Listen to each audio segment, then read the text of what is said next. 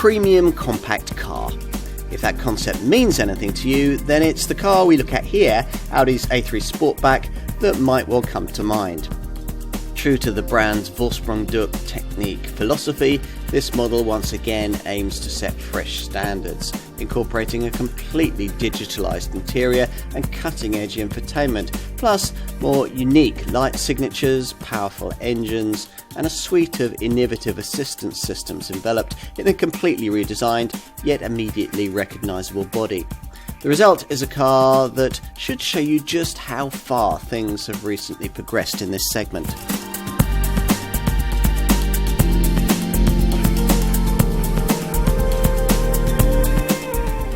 The Audi A3, it's a posh hatchback, isn't it? Well, yes, but it's also much more than that. It was a car that really established the premium compact class way back in 1996. Over 5 million sales on this Mark IV model aims to redefine this segment once again, primarily with this sportback hatch body style. A quarter of a century ago, when we first saw the A3 model line in its original Type 8L form, the idea of being able to move a car upmarket in class and appeal without increasing its size was rather new and different. Cynics dismissed it as a way of dressing up ordinary family hatches and charging a lot more for them, but customers loved the idea, and by the time that the second generation Type 8P series A3 arrived in 2003, BMW and Mercedes rivals had also arrived to swell the market. Initially, those two brands really struggled to produce products which are good enough to overtake Audi, and the result was that nearly 250,000 Mark II A3s were pounding the global roads by the time the third generation Type 8V model arrived in the autumn of 2012. It sold for nearly 8 years with a useful update in 2016 until this more cutting-edge Type 8Y Mark IV model arrived in early 2020. All of these designs have been based on shared VW Group engineering, and shared parentage can be a blessing and it can be a curse. Certainly it is an enormous advantage that this car is founded almost entirely on what is generally recognised as the market's most thoroughly engineered and best quality volume brand family hatch, the 8th generation Volkswagen Golf. But the downside from Audi's point of view is that the same engineering, complete with the evolved MQB platform, is also used by the latest versions of Seat's Leon and Skoda's Octavia, which predictably are thousands of pounds cheaper. So why pay the extra for Ingolstadt's idea of what a cutting-edge compact family hatch should be? Well, there are plenty of reasons why you might. Premium brand interpretations of any product don't tend to deliver anything that's fundamentally different from the more affordable versions of the same thing. All they do is package it up in a rather more appealing way, and that's always been the secret of this model line's success, and it's the reason why over 600,000 A3s are pounding our country's roads. Most of them feature this 5-door hatch body style, which has been known to A3 buyers as a sportback ever since 2004. It no longer sells alongside a 3-door hatch variant, and that's a disappointment because that means we won't get another A3 Cabriolet. But there is a sharp-suited saloon version if you want an alternative, and of course there are the usual hot hatch derivatives too. Whatever your choice of A3 body shape, you can expect it all embellished with the plushest, the best connected and the highest quality cabin in the segment. Plus, across the range, there's a full portfolio of cutting-edge engine tech, including both mild hybrid and plug-in powertrain options. Will it all be enough, though, for potential buyers in this segment to take a fresh look at what this car has to offer? Let's find out.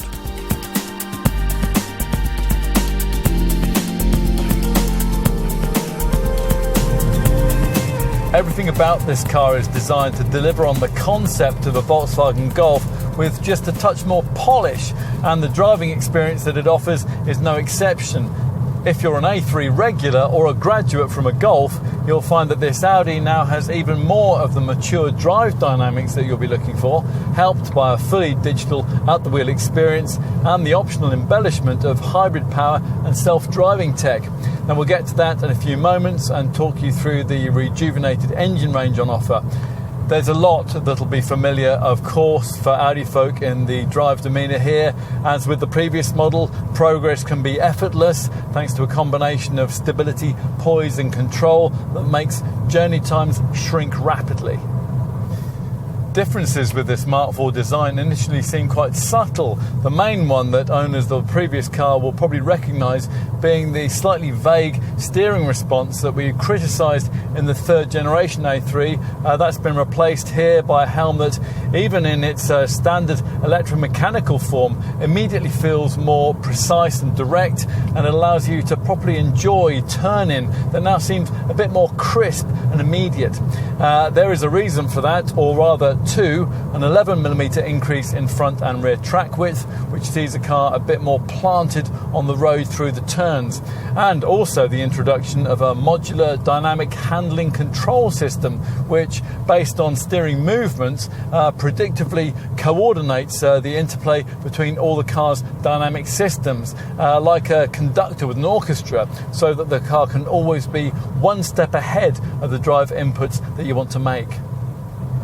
Coordination with the ESC stability setup is a key element of this, which, as before, includes Audi's wheel selective torque control system, which lightly brakes the inside front wheel through tight bends, sharpening turn-in and ensuring that all the power gets onto the tarmac.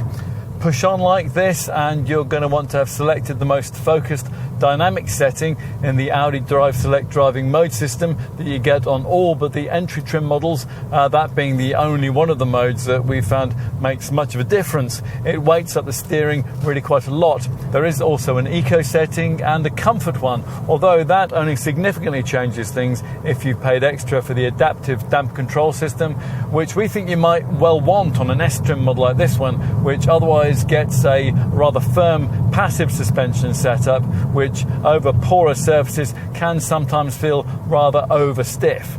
If you can't decide between your drive select settings, then there's an auto option which coordinates everything for you, and there's also an individual menu via which you can make all your own changes to the drive system and the steering.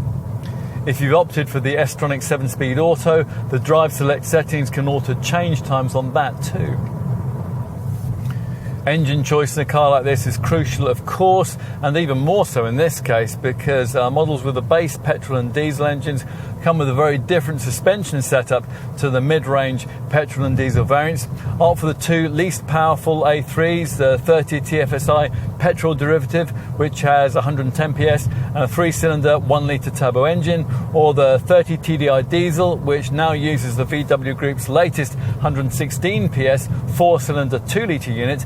And this Audi will come with the unsophisticated torsion beam suspension system, which is cheaper for the Ingolstadt factory to build, but which can get unsettled over porous surfaces.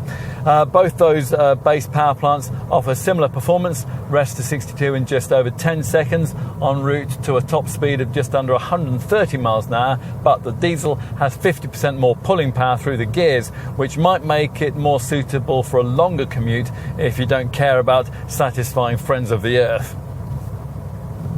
A great number of A3 customers, though, opt for the mid-range 1.5-litre 4-cylinder petrol unit of the 35 TFSI variant, which we're trying here, which, like every other power plant available in the range, complements drive dynamics, aided by a much more sophisticated multi-link rear suspension setup that better cruises over tarmac tears and which is a better partner for more enthusiastic driving.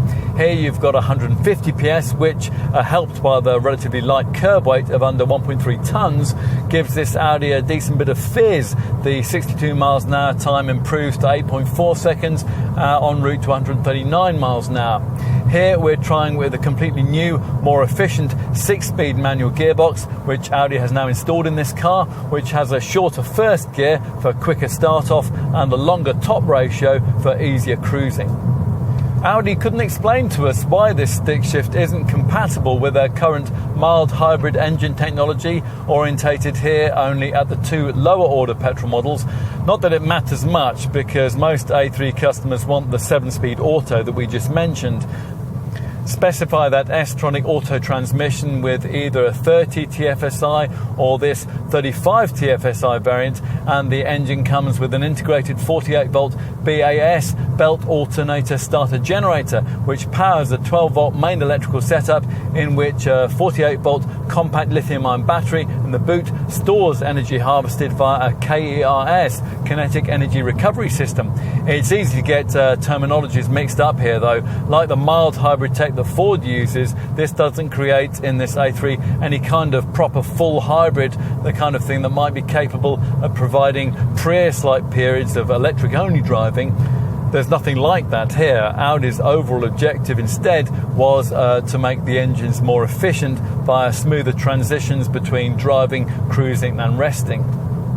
That additional electricity might be used either to boost the engine while accelerating or to restart it when the stop-start system kicks in at low speeds. All this surplus energy might be directed to help power ancillary functions instead.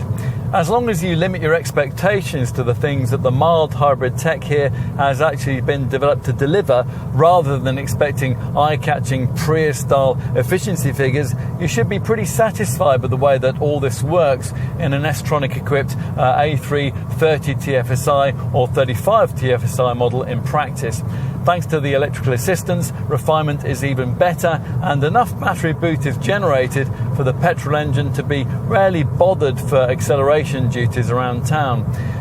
Audi also claims that the MHEV system generates a fraction more accelerative boost too, although that isn't reflected by the performance figures, which exactly replicate those of the manual models. But, as mentioned above, the mild hybrid lower order petrol models of this car aren't proper hybrids. If you want an A3 that is, then you'll need the PHEV model, almost certainly the 40 TFSI-E variant.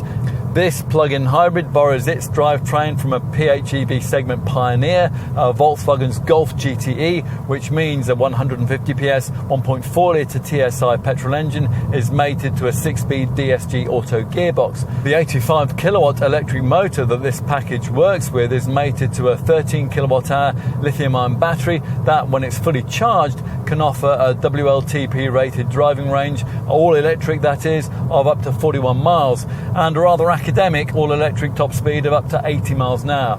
Rely primarily on petrol power, and the 62 miles an hour sprint occupies just 7.6 seconds en route to 141 miles an hour. If you want to go faster in an A3 PHEV, you can talk to your Audi Centre about an alternative 45 TFSI-E S-Line competition variant with a combined system output of 245 PS. That's the same as a Golf GTI. The 40 TFSI-E plug-in variant is primarily targeted at A3 folk who in previous times would have opted for an A3 with the conventional 150 PS 2-litre TDI diesel. You can still have that, a 40 TDI variant, which now only comes with the 7-speed S-tronic auto transmission, and like the lesser TDI, uses the latest, more efficient twin dosing version of the VW Group's Evo 2-litre diesel power plant, which we'll brief you on more fully in our cost of ownership section. But that 40 TFSI-E plug-in model is probably a better bet, which is probably the kind of car that might appeal to someone seeking a slightly more tax-efficient alternative to the primary hot hatch representative in the lineup, the S3, although it's likely that S3 loyalists will accept no substitute. From an engineering point of view, not too much has changed with that shopping rocket derivative. Exactly the same EA2888 series 2-litre turbo TFSI petrol unit features here, as was fitted to the previous generation S3, with exactly the same 310 PS output, and develops much the same kind of performance, 62 to 4.8 seconds if you're quick with the steering wheel paddle shifters for the S-tronic auto gearbox that variant now has to have, en route to a top speed limited to 155 miles an hour. This model's standard quattro four-wheel drive system has been lightly revised for quick reactions, which also now apply to the optional adaptive damping system, now hydraulically activated and better able to coordinate with that new modular dynamic handling control system that we referenced earlier. This S3 gets as standard the progressive steering system, which is available as an option on lesser variants. We have been trying it here with the variable rack, which makes the steering more direct the more you turn the wheel, and which facilitates sharper corner turning. If you want even more performance than the S3 can offer, think over 400 PS, you'll need to put your name down for the latest generation version of Audi Sport's uber-quick RS3 Super Hatch. Whatever flavour of A3 Sportback you happen to prefer, it'll come with a fresh generation of drive assist technology, which has been ushered in by this 4th generation model. So let's finish this section by briefing you on that. What's important to understand here is the switch from passive to active technology. Now previously, the optional ACC, Adaptive Cruise Control System, that merely braked and accelerated the car based around a preset speed. Now it uses the car's front camera system, GPS data, and a host of sensors to drive the car predictively. So when ACC is set, the car knows in advance about bends, roundabouts, and upcoming traffic flow. Plus, this Audi will adapt itself to speed limits as you enter them. Adaptive Cruise Control is also an integral part of this car's clever new Adaptive Cruise Assist system, which comes as part of the optional driver assistance pack. Now, this technology is now fitted as standard to most Golfs, but unfortunately you have to pay extra for it on most A3s, unless of course you stretch all the way up to the top Vauxhall trim level. It's worth having though. It enables partially assisted so-called level 2 autonomous driving.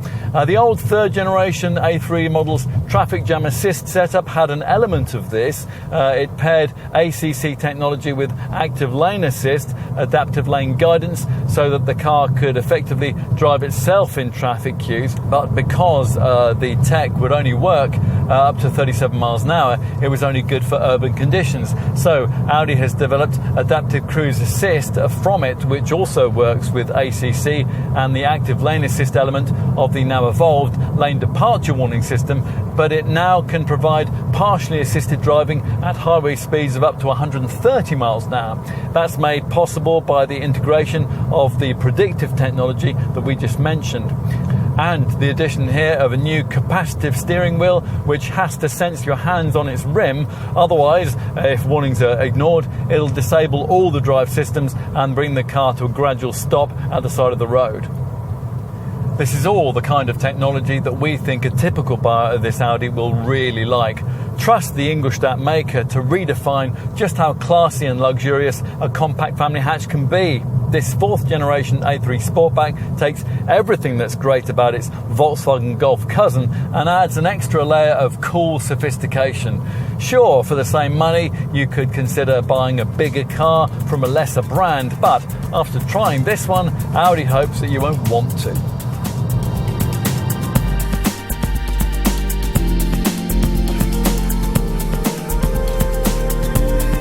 Audi talks of the way that this 4th generation A3 styling has been revolutionised, and that's something that designer Immo Redeker is very enthusiastic about. Now these days the range is primarily based around this 5-door Sportback body shape. The only other option is a saloon, and that has been given a rather more athletic stance and a slight size increase this time around. You might notice that from the side, this Type 8Y series model is 3 centimetres longer than its predecessor, but you're more likely to pick up on the fact that this profile has a more purposeful feel. Things like the triangular, forward-facing shape of the C-pillar and the more assertive panel crease lines. One on the shoulder, which tapers upwards from the headlights to the rear tail lamps. The other lower down, which is drawn upwards before it reaches the rear wheel arch. Also notable is the clever concave centre section that curves into the panel work and creates an interplay of light and shadow. Wheel sizes, they start at 16 inches, but they can be as large as 19 inches if you wish. We have the 18-inch 5-spoke Y-design rims here. The front end has a good deal more overtaking presence thanks to sculpted angular full LED headlamps with lighting signatures that reflect the trim level chosen. Here, two vertical LED lines are meant to emphasise S-line sportiness. Intelligent matrix beams with 15 light-emitting diodes are optional. These lamps flank a wider, lower, honeycomb-trimmed single-frame grille. These vertically stacked daytime running lights are interesting, and large angular air intakes are set into a more striking bumper.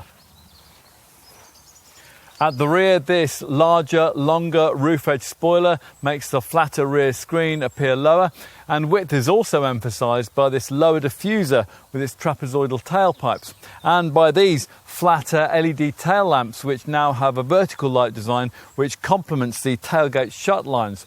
As usual, of course, what is rather more important is what you can't see. The light, sophisticated MQB platform that has most to do with this smartphone model's impressively light curb weight. This 35 TFSI variant weighs in at just 1,280 kilos. Those underpinnings, which are now further evolved, are used not only for this A3, but also for its VW Group segment cousins, the Volkswagen Golf, the Seat Leon and the Skoda Octavia. Plus, 29% of the passenger cell that sits on this platform is now made up of intensely strong, hot-formed steel. So, an evolved exterior, but what's it like inside? Well, unlocking the car can now be activated by your smartphone if you happen to have an Android device and you pay extra for the optional Audi Connect key. In the past, the cabin experience is what sold A3s. And in the future, it's what will sell this one. There's what Audi calls a new level of digital technology, but it's been incorporated here much less self-consciously than it is in a comparable Golf. As is Audi's current style, black panel tech dominates, with hidden screens you don't notice until you fire the engine, at which point this 10.1-inch MMI central screen and this 10.25-inch virtual cockpit instrument binnacle display spring into life. And there is something of a cockpit feel here in the immersive style of ergonomic design, in the way that these air vents combine with the instrument binnacle and the manner in which the central screen and the redesigned climate controls just below it have been canted towards the driver. This lower centre console looks very different too, larger and silver framed, but a little disappointingly no longer home to a rotary controller for the screen just above. There is, though, this little round sensory volume control that reacts to circular finger movements, and it's a lot easier to use than the slider volume function strip provided on a Golf. Much effort has gone into visually emphasise the width and spaciousness of this cabin, most notably with precise horizontal lines and surfaces, like this striking line of vents on the passenger side with a smart curved trim strip just below, which looks classier than it actually feels. Adding to what is largely an illusion of extra interior room is the way that the seats have been positioned a little lower to give you 7mm more headspace. There is 6mm more elbow room and a fractional 2mm more shoulder room too. And you're going to really like the quality and classy design on show here. The hexagonal contrast stitching on the dash top, the smarter gear shifter, and little touches like these hockey stick shaped door handles. Let's get to those screens and start with the display you'll view through this redesigned 3-spoke wheel, that for the configurable 10.25-inch virtual cockpit display. Once a pricey extra for A3 folk, but now standard across the range. The graphics of this setup have been redesigned, but it works just as it did before with two selectable layouts, and they're activated by this steering wheel view button. There is a classical view, which prioritises a couple of prominent dials that are separated by an information screen, and there's an infotainment mode which shrinks that pair of gauges to allow more central space for various data readouts, a trip computer, media or phone settings, or a full width navigation setup. Now, the only slight issue we have with the virtual cockpit package is that you can't use the navigational part of it if you are using outside sat-nav systems through your phone, such as Waze. Otherwise, though, this setup still represents a class benchmark for digital instrument clusters of this kind. Top spec A3s feature the larger 12.3-inch version of this display, and you'll find that on Audi's larger models. That Virtual Cockpit Plus setup features an extra dynamic instrument display option. Anything this screen can't tell you, and much that it can, will of course be found on the car's central infotainment screen. On this 4th generation A3, rather disappointingly, this no longer glides impressively out of the top of the dash on startup as it did on the previous model. This time around, it is more conventionally buried into the middle of the centre stack here. As we said earlier, another thing to be abandoned is the MMI system's lower rotary controller, which used to make it really super easy to operate the screen without taking your eyes off the road. But there are plenty of compensations to make up for all of this, primarily based around the fact that this new MMI Navigation Plus setup, which is standard across the range, now uses Audi's latest MIB3 modular infotainment platform. This is able to provide 10 times the computing power of the old MIB2 setup, which was used in the previous generation model. The first thing you'll notice about this is a smarter front-end menu structure, which sees the most important radio, media, telephone and nav functions dealt with by tile apps that you can move around with the kind of drag and drop functionality that we're used to from your smartphone. And on that subject, the standard Audi smartphone interface, well, that includes Apple CarPlay and Android Auto smartphone mirroring. You would have to pay extra for that on a rival Mercedes model in this segment, or you would have to pay a subscription for it after the first year in a rival BMW. Possibly our favourite improvement with this new MIB3 setup, though, is the enhancement of what Audi calls natural language voice control, which works far better than it did before. You can't call it into action with a branded voice command as you can with rival systems.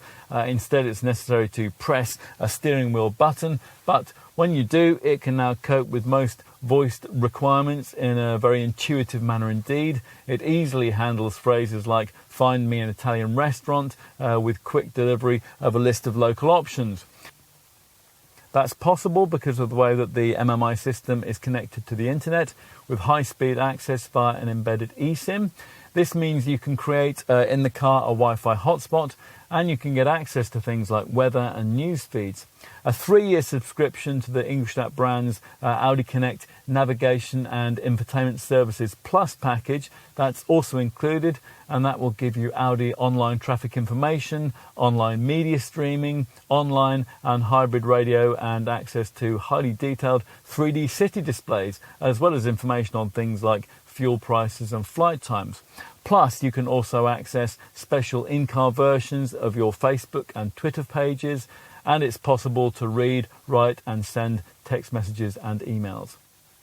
You're perfectly positioned to view all this information by supportive chairs, which are anatomically shaped, but disappointingly don't feature lumbar support unless you stretch all the way up to the top of the range. The fabric upholstery that's supplied in other markets are made from recycled plastic bottles, but Audi says that there'll be no demand for that here. Not sure what that says about the UK buyer.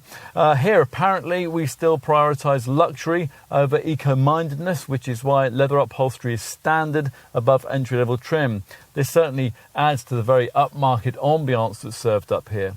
Wherever you look, though, there are treats, whatever you touch or feel, buttons click nicely, column stalks feel good, and the low-rent plastics you'd find further down in most premium rivals, well, they're noticeable by their absence. The only real oversight is a lack of a lid for these twin cup holders in front of the gear stick. Front visibility is fine, but your over-the-shoulder view is slightly compromised, as is the case with a number of other cars in this segment too, so it's fortunate that rear parking sensors are standard fit. Storage space, that could be better. You don't get this useful cubby down by the driver's right knee or a lock for the glove box unless you pay extra for the optional storage pack, and the glove box, which incorporates coin holders, isn't especially big either. Plus, the door bins are slim and the open console between the front seats is rather shallow, although it is topped by an armrest that neatly ratchets up to your preferred elbow height. There is a ticket clip in the driver's sun visor here. There's a coin tray next to the cup holders we just mentioned. And ahead of that, at the base of the centre stack, there's a stowage area that's obviously intended for your phone because USB ports are provided just above. Now, on the rival Golf, you're stuck with only USB-C points, so you may well have to get an unsightly adapter. Here, Audi provides both USB-A and USB-C ports to suit whatever lead you happen to have. Little details like that really count. Time to take a seat in the rear. Now, given that the 1.43 metre height and 2.64 metre wheelbase dimensions of this Smart 4 model are unchanged over the previous generation design, we weren't expecting too much here. As with most cars in this segment, it's not particularly spacious in the back. You'd love to find the kind of sliding reclining bench that you can have in a comparable Audi Q3 SUV, but that sort of thing doesn't tend to feature on a conventional hatch.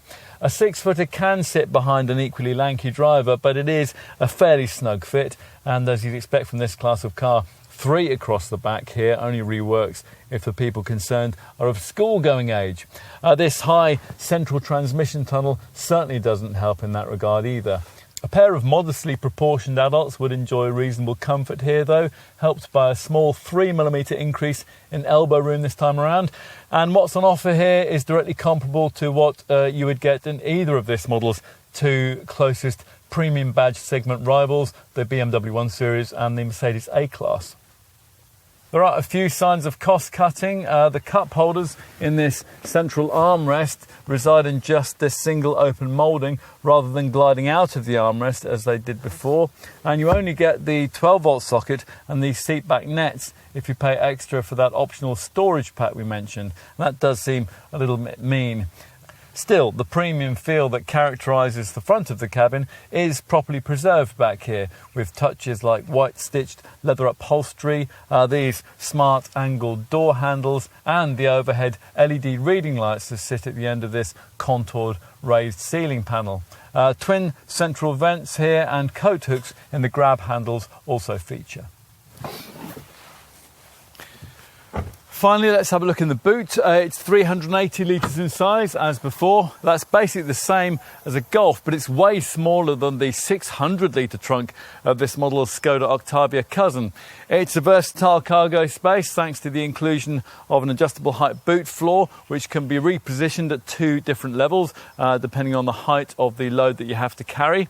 Disappointingly, beneath it, Audi no longer provides a proper space-saver spare wheel unless you pay extra for that. That's just one of those awful fiddly tyre repair kits instead. You have to pay extra for this 12-volt port and for the stowage net too. They're part of that storage pack we mentioned earlier. There are these 2 useful compartments on either side of the load space, and you do get a couple of bag hooks, plus nice touches like the way that the warning triangle is built into the inside of the tailgate. If you need room for longer items, you better have avoided base Technic trim because it's only above that level that you get this 40-20-40 split rear backrest, the centre part of which can be pushed forward between a couple of rear seated passengers so you can easily carry long items like skis. Push the rear bench fully flat and you'll have up to 1200 litres of room to play with. That's 20 litres less than the previous generation model, and it'll fall further if you opt for one of the plug-in hybrid TFSI E variants because of underfloor battery placement before you start folding down the seats. They can offer only 280 litres.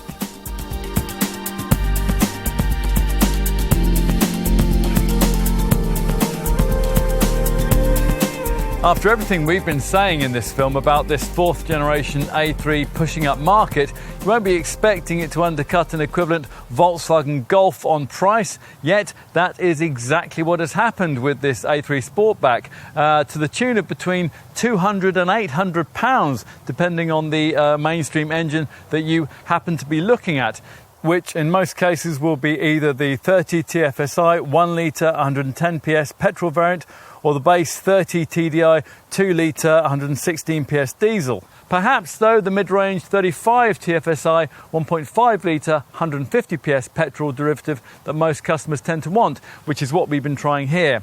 Don't gather from that though that this Ingolstadt model is inexpensive from launch, and at the time of this test in autumn 2020 prices started from around £22,500, but very few A3s are actually sold with sticker prices much below £25,000, and it's easily possible to reach up towards £35,000 if you want a plush trim level or a bit of extra engine technology. On that subject, the fully electrified 40 TFSI-E plug-in hybrid A3 Sportback starts at around £33,000, and even that significantly undercuts what you'll need for a mechanically identical Golf GTE. There's a bit of a theme developing here, isn't there? You really would have to wonder just how comfortable Volkswagen UK's importers are with this. I mean, they would point out correctly that an equivalent Golf is slightly better spec'd, but the extra features that you get aren't really anything that you couldn't really live without. The sporting S3 variants are appropriately enough price positioned above an equivalent Golf GTI, with asking figures that start at around £38,000. As mentioned elsewhere in this film, rather disappointingly, there'll be no A3 Cabriolet variant this time around, because that body shape was always based on the 3-door hatch body style, which is now no longer offered. You can still have an A3 Saloon variant though, and that's offered at a premium of around £570 over this 5-door body style. As before, Sportback sales are primarily based around 4 trim levels: Base Technic, Sport, S-Line, which is what we have right here, and Plush Vorsprung. The Saloon range does without the Base Technic spec, but otherwise it's exactly the same. Whatever your choice of body style, with the volume 30 TFSI and 35 TFSI petrol models and the base 30 TDI diesel, there's the option of finding just over £1,500 more to have dual clutch S-Tronic 7-speed automatic transmission rather than the standard 6-speed manual. With all other engines, S-Tronic is mandatory. Now, before we get into competitor comparisons, let's try to price position this A3 Sportback for you within Audi's own range. The company is aware that many potential customers will also be considering compact SUVs of the sort like its competitors. The Ingolstadt maker already offers. Closest in price to this A3 is the brand's entry-level SUV, the Q2. That's based on the platform of the smaller A1 Super Mini, and it costs around about the same as this A3 in volume 35 TFSI petrol form, but you'd need around £5,000 more to get the slightly larger Q3 model with that same engine. The Q3, as the moniker suggests, is more comparable to an A3 Sportback. It's based on the same MQB platform. Let's assume though that you're happy with a conventional family hatch class model and you'd like to look beyond the Audi brand for alternatives here. Now, we've already touched on price comparisons with one of the 3 VW Group family hatchback models that share almost identical engineering with this one. That's the Volkswagen Golf. This Audi looks good when it's matched against that car, but of course the proposition is really very different if you're prepared to consider instead comparisons with the Wolfsburg conglomerate's other 2 identically engineered hatch models, the Seat Leon and the Skoda Octavia. You'd expect, of course, that an equivalently engined Leon or Octavia would be cheaper than this A3, but by £2,500 to £3,000, well, that'll be the kind of price difference you'll be looking at if you're considering the 2 lower-powered A3 Sportback petrol engines and comparing them to their Leon or Octavia equivalents. If you're looking at the base 115 PS 2-litre TDI diesel engine, then the premium for Audi ownership over a Leon or Octavia is more in the region of around £1,500 to £2,000. It all makes you think a bit though, doesn't it?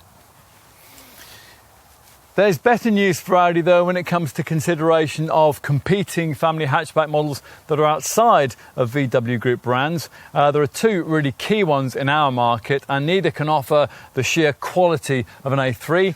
A Ford Focus in volume 1 litre T, 125 PS petrol form would save you only a few £100 over an equivalent A3 Sportback 30 TFSI, and the Ford really doesn't have an engine that can properly compare to this Audi's volume 1.5 litre TSI petrol unit as fitted to the 35 TFSI variant that we're trying here.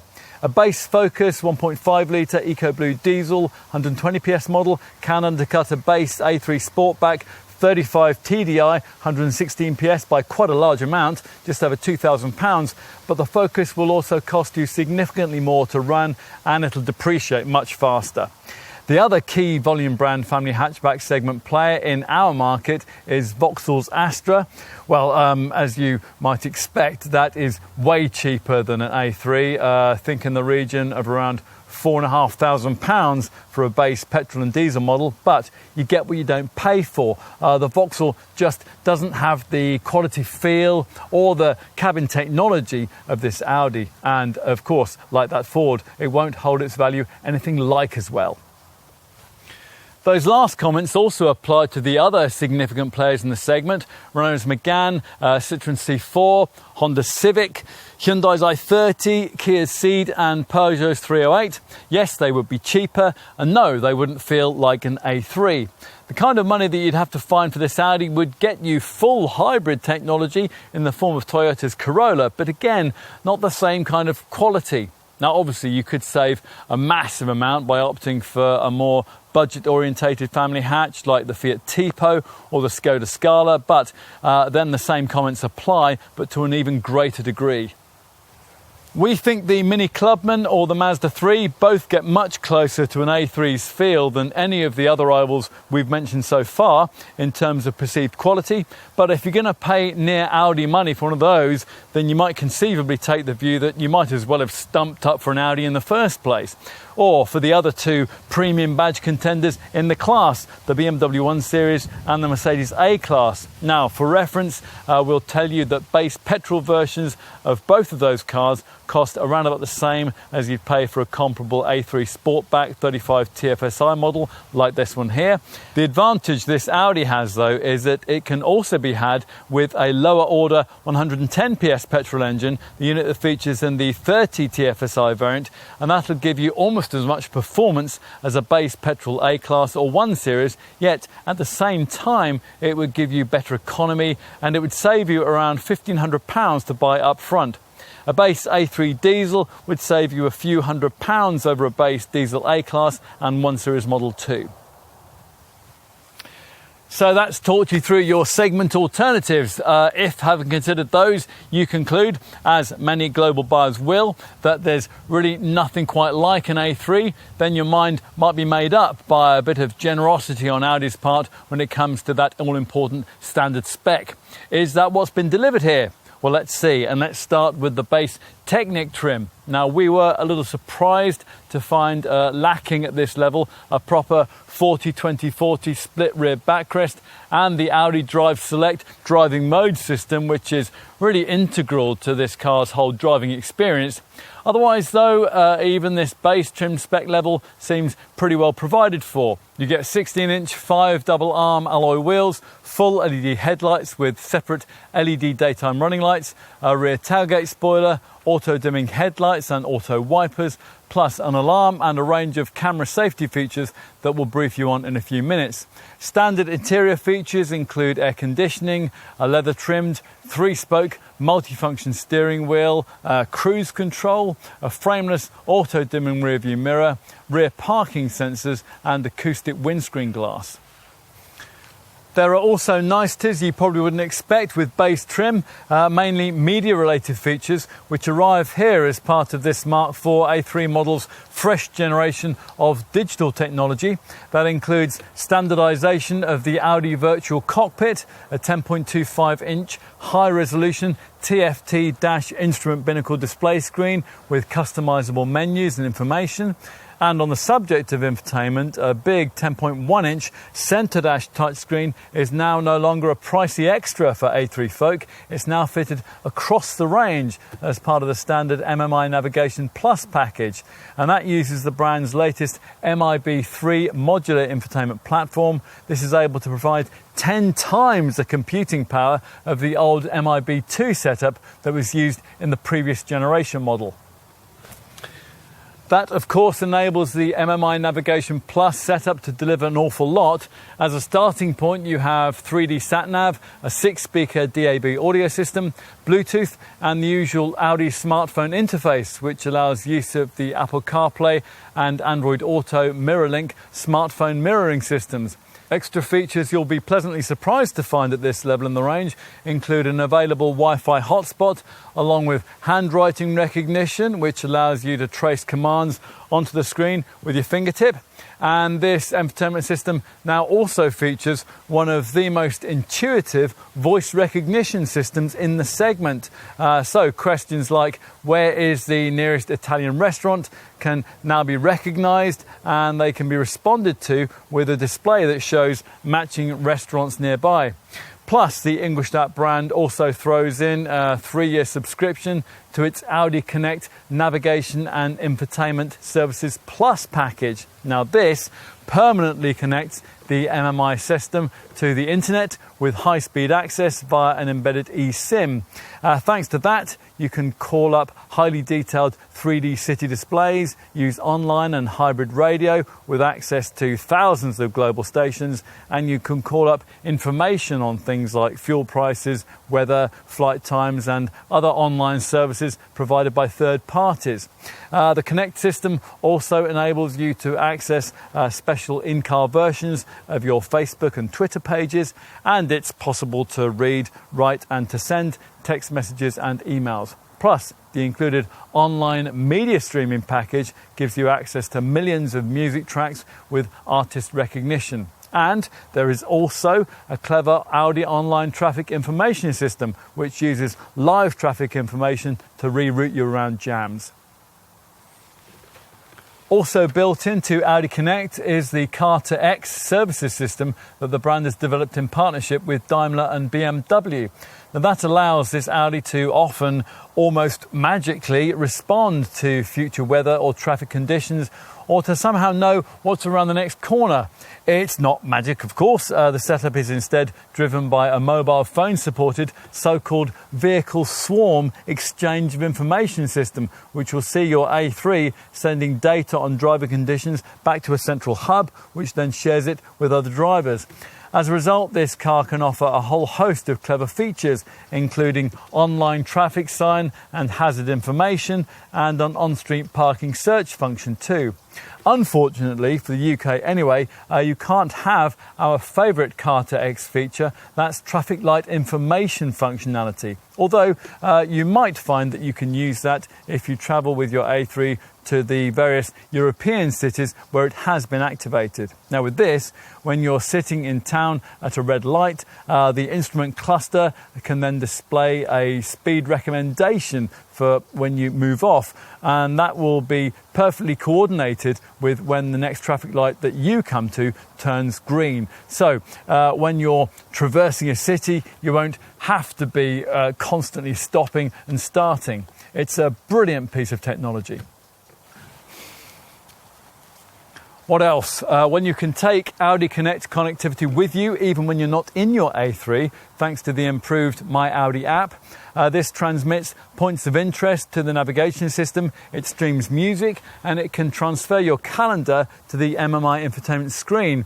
And the app also allows you to seamlessly plan a route across multiple devices. So if you're going to a restaurant in an unfamiliar city, for example, and you have to park a few streets away from the venue, then navigation will continue with you on your smartphone as you complete that journey on foot. And finally, as usual with vehicle apps of this sort, you can use it to get a vehicle status report and to lock or unlock the car from wherever you are. All of that comes as standard with base Technic trim, but most A3 customers opt to find the extra to move up to one of the mid-range trim levels, possibly the next one up, Sportback. Now, this adds the missing Audi Drive Select driving mode system, and that alters throttle response, steering feel, and on the S-tronic Auto models, gear shift timings based on the way that you want to drive via 4 settings: comfort, dynamic, efficiency, or if you can't decide, auto. With sport trim, you also get the more flexible 40-20-40 split rear seat back and a much classier feeling cabin thanks to twin leather upholstery, climate control, and a package of aluminium interior details. There is also a sport styling package for the exterior, and that's complemented by aluminium window trims and larger 17-inch S parallel spoke style alloy wheels. The most popular A3 trim level, though, continues to be S-Line, which, as we said earlier, is what we've got here. That's primarily because it delivers a significantly more purposeful look, and that comes courtesy of larger 18-inch 5-arm dynamic alloy wheels, rear privacy glass, chrome tailpipes, and an S-Line styling pack, which includes S-Line themed bumpers, a more overt S roof spoiler, and a body-coloured front spoiler lip, plus a black finish for the rear diffuser, the front and rear side inlets, and for the honeycomb structured front grille. At this level of the range, you'll also get all-weather headlamps with dynamic beam adjustment and upgraded daytime running lights. Plus, there's dynamic scrolling rear indicators and sport suspension lowered by 15mm. The cabin of an S-Line spec A3, meanwhile, is lifted by sports front seats with a smarter upholstery package, a combination of both real and artificial mono pure 550 leather, featuring contrasting stitching and S backrest embossing. At this level, you also get aluminium dash inlays, stitched leather armrests for the front and for the rear, a black cloth headliner, stainless steel pedals, illuminated door sill plates, and an LED interior lighting pack, and that gives the cabin a really classy feel at night. If you like the idea of S-Line trim but you want a meaner look, you can also talk to your dealer about the availability of a Black Edition spec model, which adds black trimming elements both inside and out. Is it worth finding the extra cash for the top Vorsprung flagship level of trim? Well, we're talking a big price jump up from, say, this S-Line spec model, but if you were thinking of heavily embellishing this car anyway, it might be one that's worth making, because with a Vorsprung variant, you'll find that pretty much every significant option box would have been ticked for you, including features like 19-inch 5 twin spoke edge designed anthracite black finished diamond cut alloy wheels, and a black styling pack which finishes exterior elements like the front grille surround, the window trims, the bumper inlays, and the door mirror housings in that colour. Plus, Vorsprung customers get intelligent matrix LED headlights with headlamp washers, a panoramic glass roof, a power-operated, gesture-controlled tailgate, and Audi Beam Vorsprung puddle lights.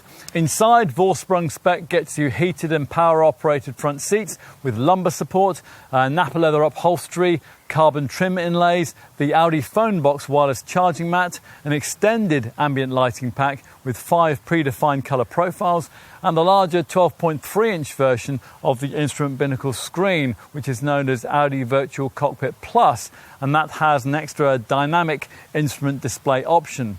Extra driving aids include a head-up display, a 360-degree surround view camera setup, and a parking assist with Parking System Plus auto parking system. Plus, at this level in the range, you get all the useful semi-autonomous features that Audi includes in its driver assistance pack, and we'll cover those off for you in a moment. Finally, we'll brief you on the standard equipment of the S3 Quattro hot hatch model, which, as you expect, has its own bespoke spec. This variant is identifiable by its 18-inch 10-spoke star-style alloy wheels with glossy black brake calipers, Plus, there's an S3 design body styling kit, which includes unique design for the front bumper, the grille, the air intake grills, the roof spoiler and the rear diffuser, out of which peep dual branch oval twin chrome plated tailpipes. Inside an S3 there are heated sports seats upholstered in Napa leather, plus a flat bottomed 3-spoke wheel for the standard progressive steering system. Now that includes a more direct rack for sharper turning and easier low-speed manoeuvring too. You also get the various interior stowage features of Audi's storage pack. If you're choosing an S3 and that's not enough, then this hot hatch can also be had with Vauxhall trim, with all the extra features of that level that we just briefed you on. Okay, that's covered off the standard kit with each trim level. Let's move on now to the kind of extra cost options that you can specify across the range. Now, rather than paying the huge premium for the top Vauxhall level of trim that we've just been telling you about, most buyers will probably opt for a rather more affordable model like this one we have here, and then add in various key extras. Audi's option packs are especially popular, and there are two particularly important ones. The first one being the comfort and sound pack. For around £1,200 extra, that gets you 4 of the key Vorsprung features: heated front seats, a reversing camera, that parking assist with parking system plus feature that we just mentioned, and that'll help you to find parking spaces and steer you into them, and the Bang & Olufsen premium sound system. The latter audio setup is particularly desirable. It puts out 680 watts via 15 speakers, 4 of which are located in the instrument panel and which use the reflections of the windscreen to create a 3D quality of sound. An algorithm that was developed in collaboration with the Fraunhofer Institute adds breadth and depth to the listening experience.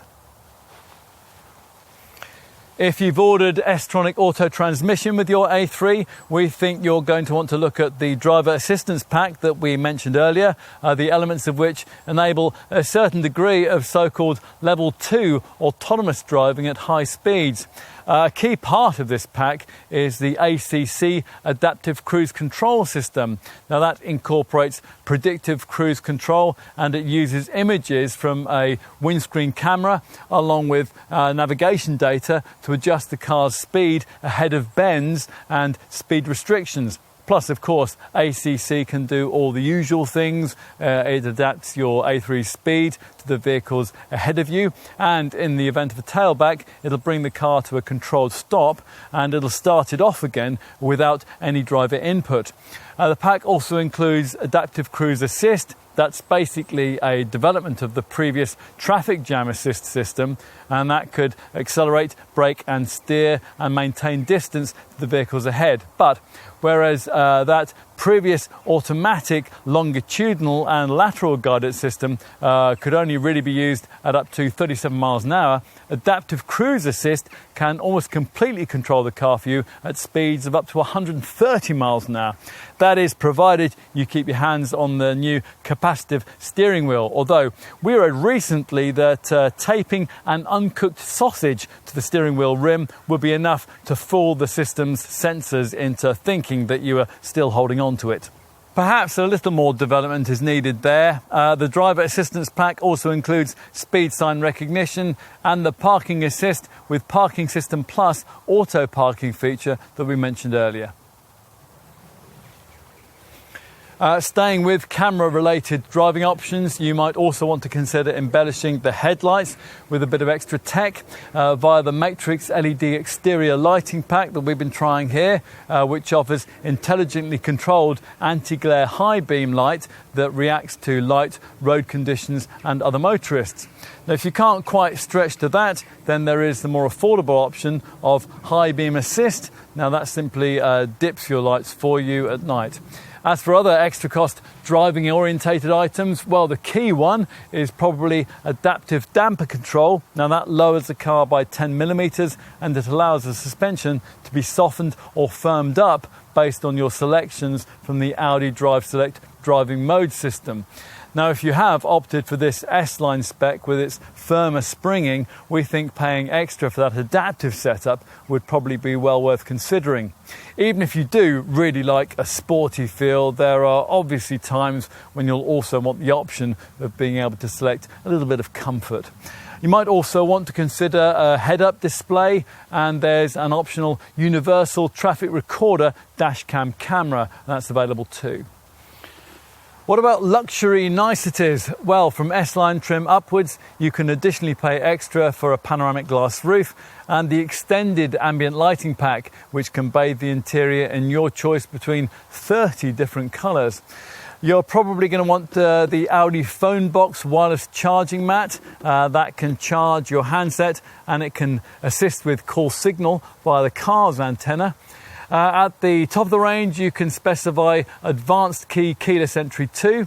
There is even an optional espresso mobile coffee maker, which fits into the cup holder and plugs into the 12-volt socket. Onto aesthetics. Now, unless you want your A3 painted in solid brilliant black or ibis white, you'll need to be paying your Audi Centre more for your choice of paint colour. Beyond that, there are a range of metallic shades, including this Pearl Effect Daytona grey finish. And if you really don't care how much you spend on paint, well, there are various super expensive exclusive paint finishes available too. You might want a different wheel design. Sportback offers 17 and 18-inch wheel options. S-Line trim has an alternative 18-inch rim style. Vauxhall and S3 customers have 19-inch wheel rim options too. As for the inside, well, above entry level, you can specify a sportier, flat-bottom steering wheel. And the finishing touch might well be the addition of puddle lights that project the Audi rings or an S logo onto the ground when you open the front doors at night. The key practical option, which disappointingly Audi doesn't include as standard, is a space-saving spare wheel.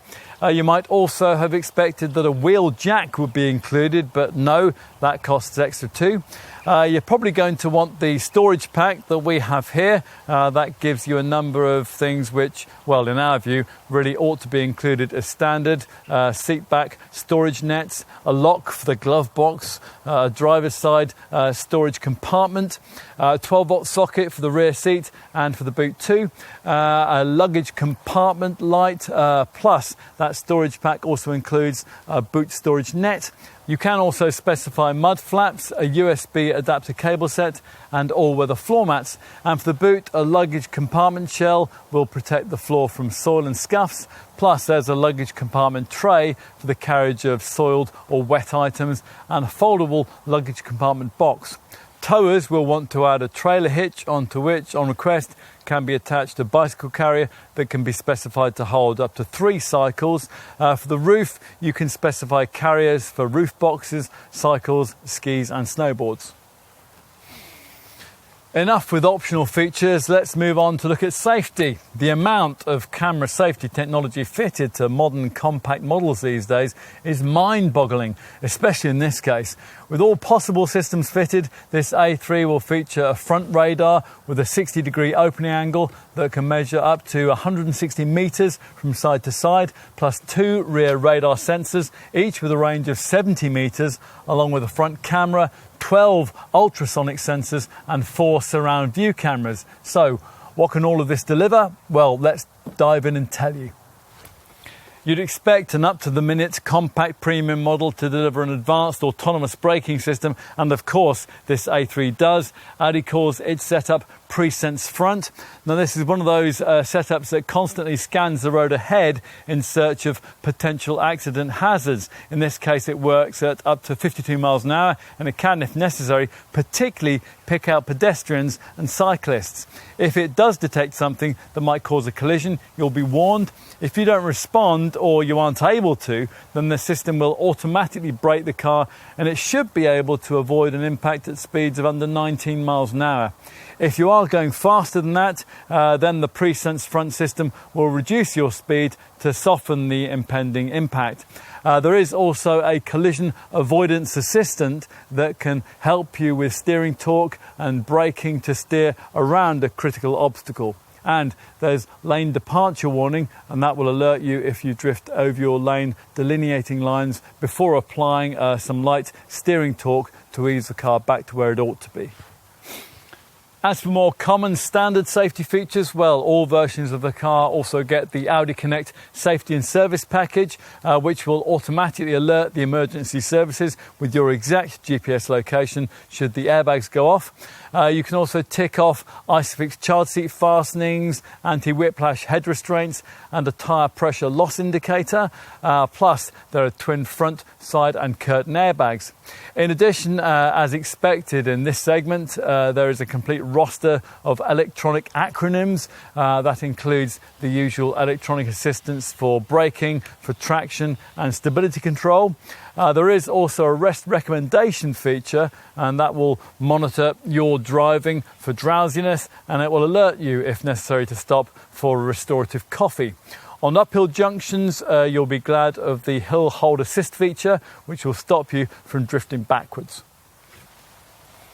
It's always possible to go further though, and should you want extra peace of mind, then your Audi sales centre person will doubtless point you towards a further extra cost package, which gives you 3 additional camera driven elements, a lane change assistant. Now that's basically a blind spot monitor that alerts you if you're just about to dangerously pull out in front of another vehicle, an exit warning system. Now that warns you if you're just about to open the door in front of oncoming traffic, and rear cross traffic alert. Now that will warn you of oncoming vehicles if you're reversing out of a parking space.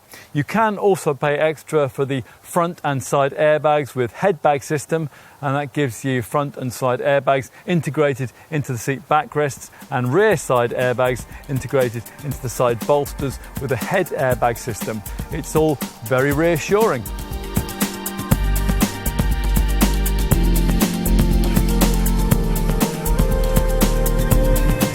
Today's downsizing executive isn't short of opportunities to make an eco statement, with electrification in various forms now common across cars in the C segment. You won't though necessarily find that option available now across the entire model range of the car that you want to look at, but it is very much in evidence here. Since most A3s are these days sold with mainstream petrol power plants and automatic transmission, it follows that most examples of this 4th generation Sportback will probably be sold in a form that is in some way electrified, which, together with the optimum curb weight made possible by this car's light and stiff MQB platform, ought to give this Audi a slight efficiency advantage over direct competitors that, at the time of this A3's initial introduction, limited their most affordable mainstream engines to conventional combustion tech. That is pretty much how it turns out when you look at the WLTP rated stats. The A3 Sportback 35 TFSI manual gearbox model we're trying here, which does without electrified technology, manages up to 48.7 mpg and up to 132 grams per kilometre, aided by a redesigned stick shift, which is supposed to cut CO2 by up to 5 grams per kilometre. But this 35 TFSI variant, the A3 range's best seller, will be at its most popular with the S-tronic automatic transmission that's been paired with the brand's mild hybrid MHEV tech, in which form it manages up to 50.4 mpg on the combined cycle and up to 128 grams per kilometre of CO2. That is a chunk better than can be managed by base auto petrol versions of this car's 2 most direct rivals, the Mercedes A180, which returns up to 47.1 mpg and 135 grams per kilometre, and the BMW 118i, which can only manage up to 45.6 mpg and up to 140 grams per kilometre. And this Audi does have the advantage, denied to its A-Class and 1 Series rivals, of being available with a smaller Super Mini style petrol unit at the foot of the range, which promises even greater efficiency. The base 30 TFSI variant, which uses the 3-cylinder 1-litre 110 PS unit in question, that offers up to 52.3 mpg on the combined cycle with the manual stick shift and up to 124 grams per kilometre of CO2. But when it's paired with the S-tronic Auto and the MHEV mild hybrid package, those stats can be enhanced quite a bit, up to as much as 55.4 mpg and 116 grams per kilometre. Those are diesel-like readings, quite literally actually. The alternative 30 TDI 116 PS diesel version manages up to 65.7 mpg and up to 111 grams per kilometre in manual form, or up to 62.8 mpg and up to 119 grams per kilometre in S-tronic auto form.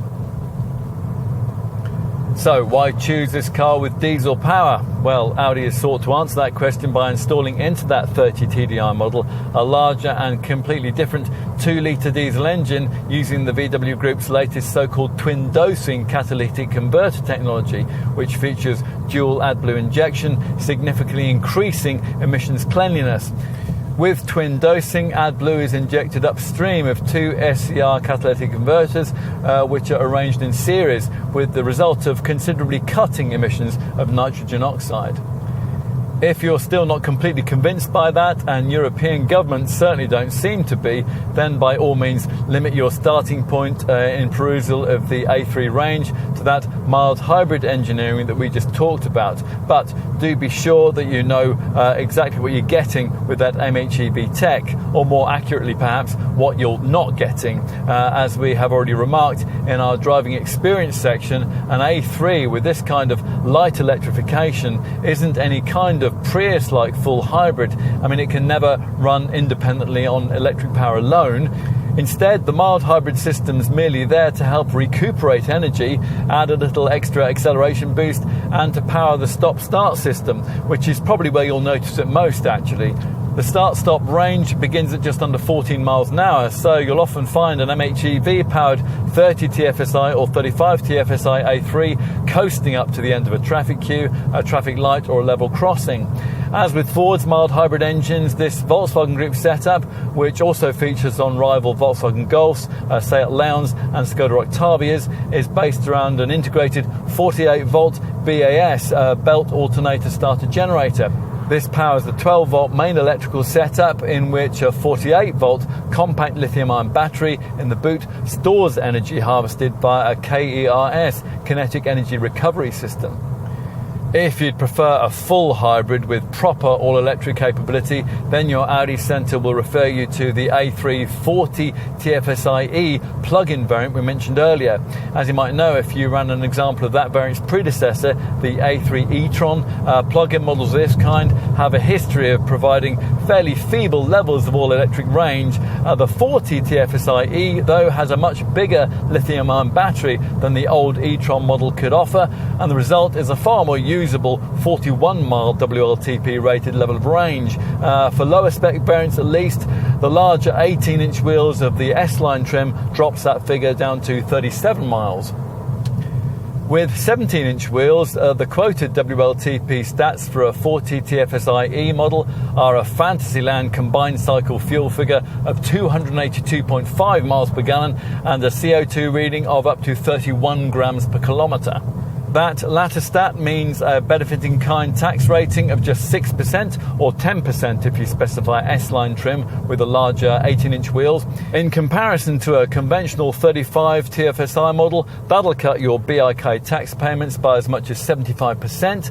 At the time of this test in autumn 2020, that meant a £792 annual outlay for a typical taxpayer running a 40 TFSI-E Sport model, as opposed to the £3,200 per year that he or she would have shelled out running the equivalent 35 TFSI Sport variant.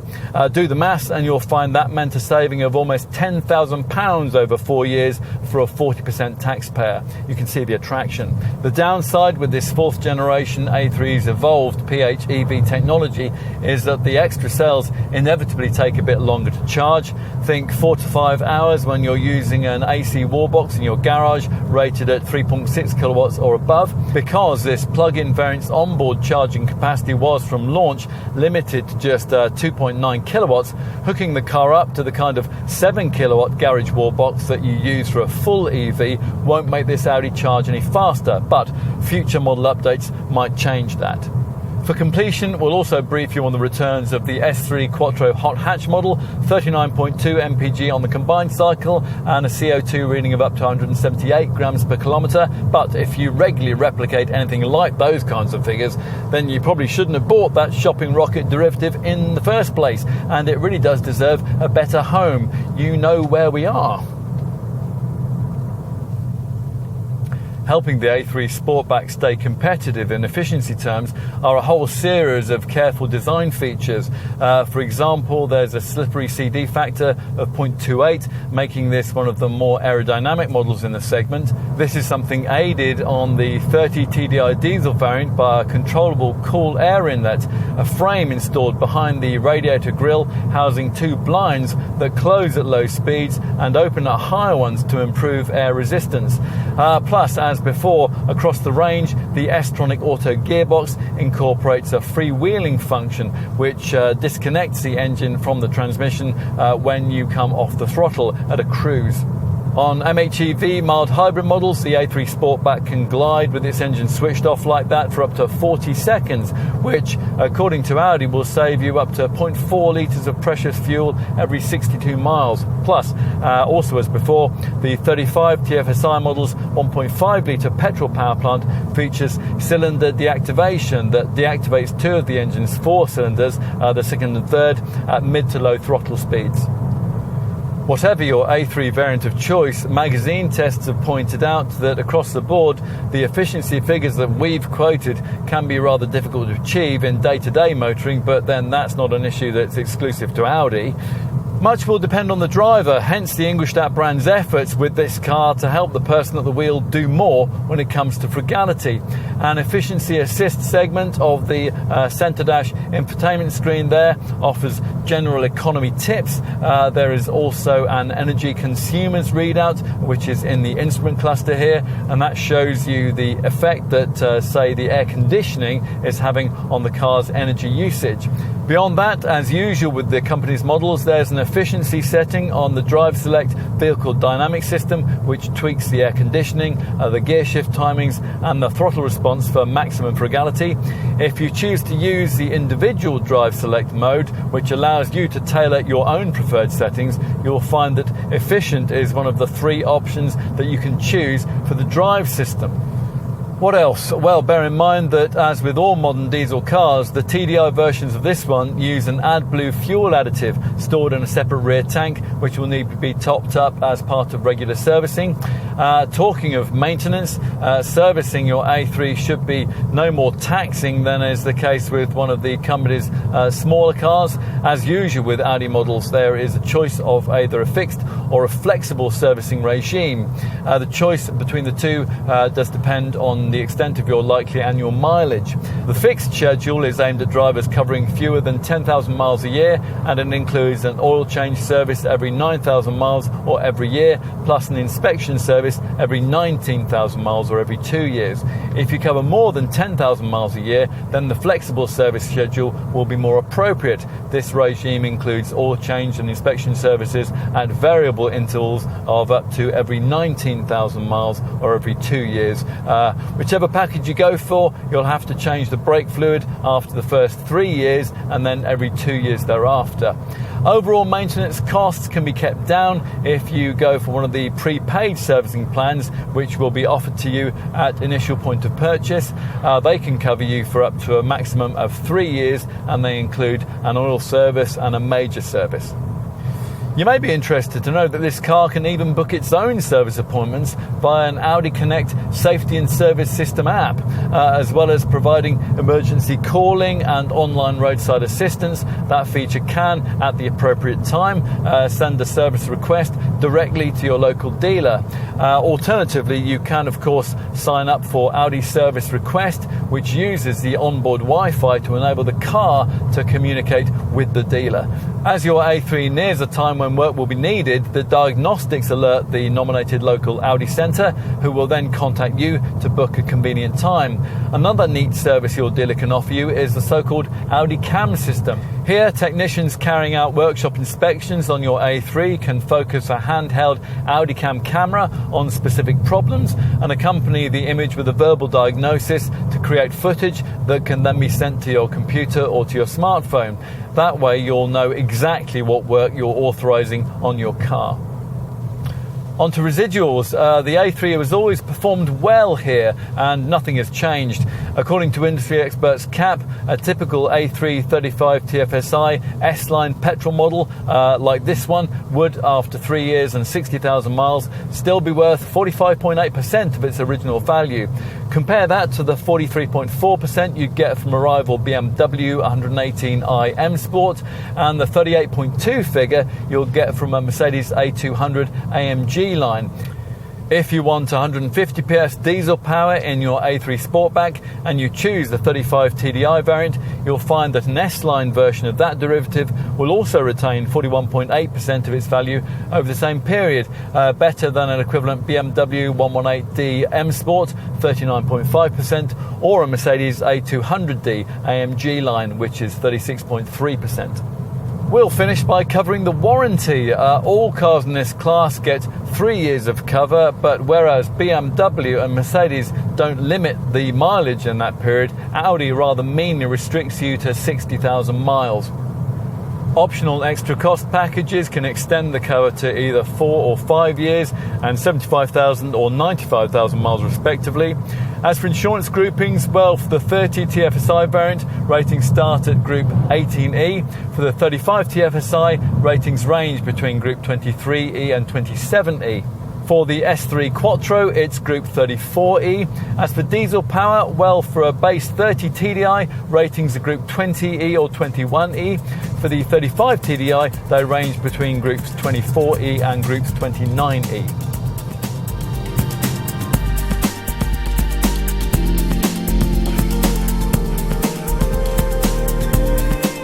In the search for a compact car that's also a premium purchase, there are probably more charismatic choices than the Audi A3, but we think there are a few better ones. Light in bulk, heavy in technology, it's a logical evolution of a breed that's long been one of Britain's favourite company cars. This improved version might look little different at first glance, but it'll feel so once you get to grips with the fresh digitalised cockpit with its 2 sophisticated screens. Otherwise, things are much as before, which means that there's a lot to like. If you're one of those who still question the need for a premium people's hatch, then in this Audi you have your answer. From the outside, it's as at home in Belgravia as it is in Brixton, but the interior is where the design really strides apart. You could be in a luxury car. Of course, in many ways, this is a luxury car, just a different kind of one. By pioneering the premium compact hatch segment with original versions of this model, Audi has in many ways redefined the meaning of automotive luxury, democratizing it without the desirability being diluted. Other brands, of course, claim to have done the same thing, and many have used a few more visual or dynamic fireworks to grab the attention. Ingolstadt, though, doesn't think that the A3 needs them, and legions of loyal global buyers seem to agree. Will they continue to make this car one of Audi's strongest sellers? Rival BMW 1 Series and Mercedes A-Class models certainly now run it close, and of course, other VW Group models in the segment offer the same engineering for a lot less, but they don't deliver the same sheer pavement presence of an A3 Sportback. Ultimately, if you're attracted to this car, you're still likely to feel that there's nothing quite like this Audi.